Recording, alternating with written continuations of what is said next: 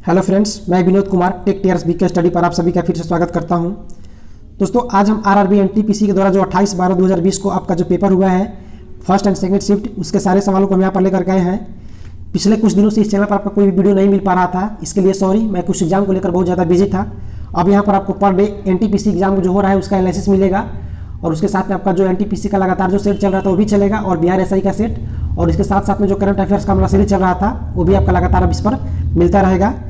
तो इस वीडियो को पूरा देखिएगा जरूर। इसमें वीडियो में हम यहाँ पर मैथ रीजनिंग का भी चर्चा करेंगे, और मैथ रीजनिंग आपका कैसा पूछा जा रहा है, और यहाँ पर जनरल स्टडी और साइंस के प्रश्न को पहले देख लेते हैं। हालांकि जो मैथ आपका जो है, मैथ तो वही आपका बेसिक सब पूछा जा रहा है, जो आपका प्रतिशत है, लाभ हानि, साधारण ब्याज, चक्रवृद्धि ब्याज, समय काम हो गया या पाइप टंकी, और साथ में आपका जो त्रिकोणमिति, ज्यामिति और बीजगणित है, एडवांस मैथ, वहाँ से भी कुछ फार्मूला से पूछे जा रहे हैं। तो एक बार एडवांस मैथ के फार्मूला को भी बहुत अच्छा से देख लें, और खास करके ज्यामिति के थ्योरी को देख लें।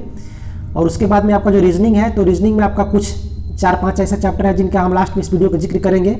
आप उन चारों चैप्टर को कहीं से किसी भी चैनल के द्वारा उस चारों चैप्टर को अच्छा से पढ़ के जाए तो आप इस एग्जाम में बहुत ही अच्छा स्कोर कर पाएंगे। वो हम आपको 5 चैप्टर है, उसका नाम आपको लास्ट में बता देंगे। चलिए पहले यहाँ पर हम इसके प्रश्न को देख लेते हैं। यहाँ पर आपका सबसे पहला प्रश्न था कि पर्यावरण संरक्षण अधिनियम कब लागू हुआ था। तो ध्यान रखें, ये आपका 1986 में लागू हुआ था। बहुत ही फेमस क्वेश्चन है, बहुत बार एग्जाम में पूछा जा चुका है। तो पर्यावरण संरक्षण अधिनियम 1986, और एक आपसे पूछता है यहाँ पर कि वन संरक्षण अधिनियम कब लागू हुआ। तो ध्यान रखो, आपका लागू हुआ था 1972 में। अगला प्रश्न आपका है प्रश्न संख्या 2 कि लोकसभा में अधिकतम सदस्य कितने हो सकते हैं। तो यहाँ पर आपका राइट आंसर होगा 552 सदस्य अधिकतम हो सकते हैं, जिसमें 550 आपका निर्वाचित हो सकते हैं और +2 जो मनोनयन होते हैं। अगर वर्तमान में बात करें कि वर्तमान में कितना मतलब लोकसभा के सीटों पर चुनाव होता है, तो यहाँ पर आपका वर्तमान में 545 है, जिसमें 543 पर चुनाव होता है और 2 मनोनयन होते हैं। चलिए अगला प्रश्न देखते हैं। अगला प्रश्न आपका है कि राज तरंगड़ी के लेखक कौन है। तो ध्यान रखें, राज तरंगड़ी के जो लेखक है ये आपका कल्हड़ है, और ये राज तरंगड़ी पुस्तक में क्या है, तो यहाँ पर इतिहास का जो ये जो आपका जम्मू कश्मीर है उसका मध्यकाल का और प्राचीन, ये यहाँ पर इतिहास उससे जुड़ा है। अगला प्रश्न आपका है कि स्वराज हमारा जन्म सिद्ध अधिकारी है, ये कथन किसने कहा था। तो ये बहुत ही फेमस क्वेश्चन है, बहुत बार एग्जाम में पूछा गया, बाल गंगाधर तिलक जी ने कहा था ये। अगला प्रश्न था आपका कि सबरीमाला मंदिर कहाँ पर है। तो ये आपका केरल में है, और ये मंदिर पूछे जाने का कारण क्या है। तो ध्यान रखिए, अभी जो आपका ये मंदिर है सबरीमाला, यहाँ ये बहुत ही फेमस था, पिछले कुछ दिनों में चर्चा का विषय बना था। यहाँ पर जो महिलाओं का प्रवेश वर्जित था उसको यहाँ पर मतलब हटाया गया, और महिला का भी प्रवेश वहाँ पर हुआ। तो इस कारण ये एग्जाम में बहुत सारे पूछा गया है, इसको ध्यान रखिए। सबरीमाला मंदिर कहाँ पर है, केरल में है। अगला प्रश्न आपका है कि कंप्यूटर का मस्तिष्क किसे कहते हैं। तो आपका कंप्यूटर से क्वेश्चन था, यहाँ पर आपका होगा CPU, और CPU का फुल फॉर्म ध्यान रखें, सेंट्रल प्रोसेसिंग यूनिट। अगला प्रश्न है प्रश्न के साथ आपका कि जैन धर्म के 24वें तीर्थकर कौन थे। तो ध्यान रखें, जैन धर्म के 24वें तीर्थकर कौन थे, महावीर स्वामी थे। और आपका जो अभी BSSC मेंस का एग्जाम हुआ है उसमें आपका पूछा गया था कि जैन धर्म के 23वें कौन थे, मतलब इसके निरर्थक। तो यहाँ पर आपका 23वां जो थे वो आपके पार्श्वनाथ थे, और ध्यान रखें कि जैन धर्म के संस्थापक कौन थे, तो ऋषभदेव थे। चलिए अगला प्रश्न देखते हैं। अगला प्रश्न आपका था प्रश्न संख्या 8 कि सैडल पीक चोटी कहाँ पर है। ये आपका अंडमान निकोबार में पड़ता है। अगला प्रश्न आपका है कि सेरीकल्चर का संबंध किससे है। तो ये रेशम कीट से है, रेशम का पालन संबंधित है सेरीकल्चर। अगला प्रश्न आपका पूछा गया कि पृथ्वी दिवस कब मनाया जाता है। तो ये 22 अप्रैल को मनाया जाता है। अगला प्रश्न आपका प्रश्न संख्या 11 के DRDO के अध्यक्ष वर्तमान में कौन है। तो ये G सतीश रेड्डी है।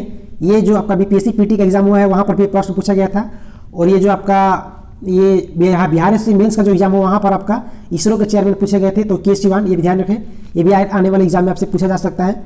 अगला प्रश्न आपका पूछा गया था कि IPL 2020 कहाँ पर हुआ था। ये आपका UAE में हुआ था, और बिहार एससी मेंस में ये क्वेश्चन पूछा गया कि IPL 2019 का खिताब किसने जीता था। तो मुंबई ने जीता था, और इस पर भी मुंबई नहीं जीता है, तो इसको भी ध्यान रखें। अगला प्रश्न आपका पूछा गया कि भारत के सबसे युवा राष्ट्रपति कौन है। तो ध्यान रखें, नीलम संजय रेड्डी। और प्रश्न यहाँ पर भी एक बनता है कि निर्विरोध चुने जाने वाले राष्ट्रपति कौन थे। तो ध्यान रखिए, हैं नीलम संजय रेड्डी। और अगला प्रश्न आपका है कि खेलो इंडिया यूथ गेम 2020 कहाँ पर इसका आयोजन किया गया। तो ये गुवाहाटी में, असम के गुवाहाटी में किया गया इसका आयोजन। अगला प्रश्न आपका था कि पानीपत की दूसरी लड़ाई कब हुई थी। तो ध्यान रखें, पानीपत की दूसरी लड़ाई आपका 1556 में हुई थी, अकबर और हेमू के बीच में। अगला प्रश्न आपका पूछा गया था कि बंगाल का विभाजन कब हुआ था। तो 1905 को, और डेट पूछे तो 16 अक्टूबर 1905 को बंगाल का विभाजन प्रभावी हुआ था। ध्यान रखें, डेट भी कभी कभी पूछ देता है, 16 अक्टूबर 1905 को। और उस समय गवर्नर कौन थे। तो लॉर्ड कर्जन थे।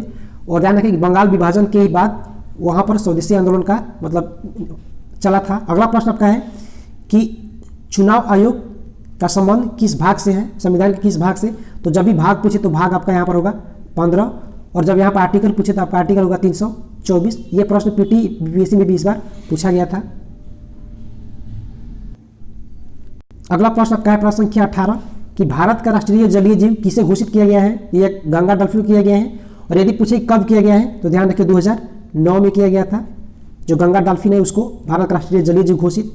अगला प्रश्न आपका है कि रक्त का पीएच मान कितना होता है। तो ध्यान रखिए रक्त का पीएच मान 7.4 होता है, और ये जो होता है क्षारीय होता है, क्योंकि जो 7 आपका होता है ये उदासीन का होता है, और 7 से जो कम होता है आपका अम्लीय होता है, और 7 से जो अधिक होता है वो आपका क्षारीय होता है। चलिए अगला प्रश्न देख लेते हैं।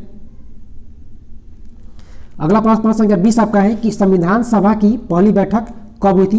तो ये आपका 9 दिसंबर 1946 को हुआ था। अगला प्रश्न आपका है कि G20 का आयोजन स्थल 2020 में कहाँ पर हुआ। तो ये सऊदी अरब में हुआ है। अगला प्रश्न आपका पूछा गया कि गोल गुम्बज कहाँ पर है। ये बीजापुर में है, कर्नाटक में पड़ता है आपका बीजापुर। अगला प्रश्न है कि पलासी की लड़ाई कब हुई थी। तो ध्यान रखें 23 जून 1757 ईस्वी में। अगला प्रश्न आपका है कि बुद्ध की सबसे बड़ी विश्व की सबसे बड़ी बुद्ध की प्रतिमा कहाँ है। तो ये आपका चीन में है। अगला प्रश्न आपका है कि टिस्को की स्थापना कब हुई थी। तो 1907 में हुआ था टिस्को की स्थापना। अगला प्रश्न आपका पूछा गया कि माइक्रोसॉफ्ट के संस्थापक कौन थे। तो बिल गेट्स। यहां पर एक नाम और जुड़ता है आपका, माइक्रोसॉफ्ट के संस्थापक में बिल गेट्स और पॉल एलन, तो ये भी ध्यान रखें। अगला प्रश्न आपका पूछा गया कि विश्व का सबसे बड़ा द्वीप कौन सा है। तो ये आपका ग्रीनलैंड है। और यदि यही प्रश्न पूछा जाए कि विश्व का सबसे बड़ा द्वीप समूह कौन सा है, तो ये आपका इंडोनेशिया होगा। अगला प्रश्न आपका पूछा गया कि श्रीनगर किस नदी के तट पर है। तो ये झेलम नदी के तट पर है। अगला प्रश्न आपका था कि एंटोमोलॉजी क्या है। तो ये कीटों का अध्ययन है, कीट पतंगों का अध्ययन है एंटोमोलॉजी। और अगला प्रश्न आपका था कि 2020 का फिल्म फेयर अवार्ड किस फिल्म को मिला है। तो ये आपका मिला है गली बॉय फिल्म को। चलिए अगला प्रश्न देख लेते हैं। अगला प्रश्न पूछा गया था कि टिहरी बांध किस राज्य में है। ये आपका उत्तराखंड में पड़ता है, और नदी ध्यान रखिए भागीरथी नदी पर पड़ता है। अगला प्रश्न आपका कि ग्रैमी अवार्ड किस क्षेत्र में दिया जाता है। तो ये संगीत के क्षेत्र में दिया जाता है। अगला प्रश्न आपका कि मोपला विद्रोह कब हुआ था। तो ये आपका 1921 में हुआ था, 21-22 में केरल के मालाबार तट में हुआ था। अगला प्रश्न आपका पूछा गया था कि यूएनओ यानी संयुक्त राष्ट्र संघ का मुख्यालय कहाँ पर है। तो न्यूयॉर्क में पड़ता है। और यदि इसमें वर्तमान में इसका सदस्य पूछे कितने हैं तो 193 हैं, और 193वां सदस्य देश पूछे तो ध्यान रखें दक्षिणी सूडान है 193वां। और इसकी राजधानी पूछे तो ध्यान रखें इसकी राजधानी अक्सर पूछी जाती है। तो दक्षिणी सूडान की राजधानी आपका जो है जुब्बा है। यहाँ पर एक प्रश्न आपका ये भी बन सकता है कि दक्षिण सूडान कब आज़ाद हुआ था। तो ध्यान रखिए 2011 में आज़ाद हुआ है। चलिए अगला प्रश्न देख लेते हैं। अगला प्रश्न है प्रश्न संख्या 35 कि जालियांवाला बाग हत्याकांड कब हुआ था। तो ये 13 अप्रैल 1919 को हुआ था, जो कि अमृतसर में आपका पड़ता है। और वहाँ पर जो जनरल ओडायर ने गोलियां चलवाई थी, तो वहाँ से भी ध्यान रखें। वहाँ से एक प्रश्न ये बनता है कि जालियांवाला बाग हत्याकांड को अंजाम देने वाले जो थे उनको किसने गोली मारा था। तो मारा था मदन लाल ठिंगरा ने, वो भी ध्यान रखें। अगला प्रश्न का है इरिकेट्स जो बीमारी होता है किससे होता है। तो ये आपका विटामिन डी की कमी से होता है। विटामिन डी की कमी से जो होता है इरिकेट्स बीमारी होता है। और बच्चों में विटामिन डी की कमी से सूखा रोग हो जाता है। अगला प्रश्न आपका है कि OMR का फुल फॉर्म क्या होता है। तो यहाँ पर ऑप्टिकल मार्क रीडर होता है OMR का पूर्व। अगला प्रश्न आपका है कि 49वीं समांतर रेखा किन देशों के बीच है। तो यूएसए और कनाडा के बीच है। तो यहाँ पर जो भी देशों के बीच में समाये हैं उसको एक बार जरूर ध्यान से देख लें। अगला प्रश्न संख्या 39 आपका है कि साहित्य अकादमी का मुख्यालय कहाँ पर है। तो ये आपका नई दिल्ली में पड़ता है। अगला प्रश्न आपका है कि नोबेल प्राइज इकोनॉमिक्स में किनको दिया गया 2020 में। तो ये आपका दिया गया है पॉल बिलग्राम और आपका रॉबर्ट विल्सन को दिया गया है 2020 में। अगला प्रश्न आपका था कि द्रव्यमान किस प्रकार की राशि है। ये आपका एक अदिश राशि है, यानी इसमें दिशा का कोई जिक्र नहीं होता है। अगला प्रश्न आपका पूछा गया कि शिव कुमार शर्मा का संबंध किस वादक के अंतर से है। तो ये संतूर वादक से है। अगला प्रश्न आपका पूछा गया कि संविधान सभा का विचार सबसे पहले किन के मन में आया था। तो ये आपका एम एन राय के विचार में आया था सबसे पहले संविधान सभा का। अगला प्रश्न आपका पूछा गया था कि NIU का पूर्व क्या है। तो यहाँ पर आपका नेटवर्क इंटरफेस यूनिट होता है। और अगला प्रश्न का था कि सापेक्षता का सिद्धांत किसने दिया था। तो आइंस्टीन ने दिया था। तो कहने का मतलब यहाँ पर कि ओवरऑल जो आपका जनरल स्टडी का जो जीके का प्रश्न है यहाँ पर आपका लूसेंट से कवर होता है। लूसेंट के साथ साथ में आप करंट अफेयर्स पर ज़्यादा फोकस करें। करंट अफेयर्स में जो भी नहीं घटना है, इससे कोई फेस्टिवल है कहीं क्या, या कोई एक्सरसाइज जो हुआ देशों के बीच में, या उसके बाद में जो कहीं कोई त्यौहार मना, या मतलब जो भी करंट से रिलेटेड घटना है उसको जरूर ध्यान रखिए। यहाँ पर करंट अफेयर्स बहुत ज़्यादा पूछे जा रहे हैं, हालांकि इसमें करंट अफेयर्स क्वेश्चन कुछ कम लिए हैं, लेकिन करंट अफेयर्स को ज़्यादा आप ध्यान दें। और चलिए हम मैथ और रीजनिंग की बात कर लेते हैं कि मैथ और रीजनिंग का बेस क्या रह रहा है।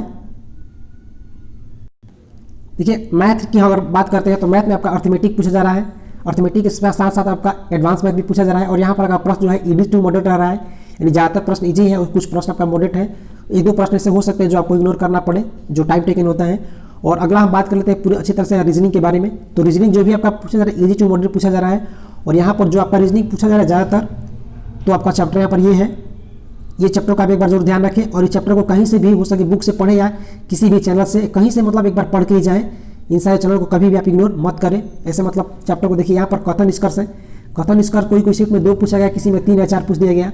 उसके बाद कथन की पूर्व धारणा है, इसको डाले, कथन की पूर्व धारणा पढ़ के ही जाए। यहाँ पर भी कहीं 2 तो कहीं 3 प्रश्न पूछ रहा है। उसके बाद निर्णय लेना है, डिसीजन मेकिंग से 1-2 प्रश्न पूछे जा रहे हैं। उसके बाद डाटा सफिशिएंसी जो आपका है, ये मैथमेटिक्स का चैप्टर है, यहाँ से 2-3 प्रश्न पूछे जा रहे हैं। उसके बाद आपका पजल जो है पहले, वहाँ से भी 2 प्रश्न पूछे गए। और आपका वेन डायग्राम कोई सेट में 4 तो किसी में 3 पूछे गए हैं। तो कहने का मतलब यहाँ पर कि मैथ आपका जो है बेसिक है, और बेसिक के साथ में कुछ एडवांस देखिए। जनरल स्टडी आपका सेम लूसेंट और करंट अफेयर से कवर हो जाएगा। रीजनिंग को प्रश्न को जो है उसको थोड़ा सा इन चैप्टर को पढ़ लें ताकि रीजनिंग में आप अच्छा स्कोर करें।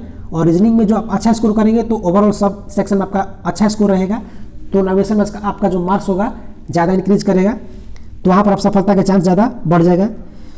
तो आपका अब यहाँ पर हर दिन आपका एग्जाम का एनालिसिस मिलता रहेगा। चलिए अगर आपको ये वीडियो अच्छा लगा तो प्लीज़ वीडियो को एक लाइक जरूर कर दीजिएगा दोस्तों, और अपने दोस्तों में शेयर भी कीजिए।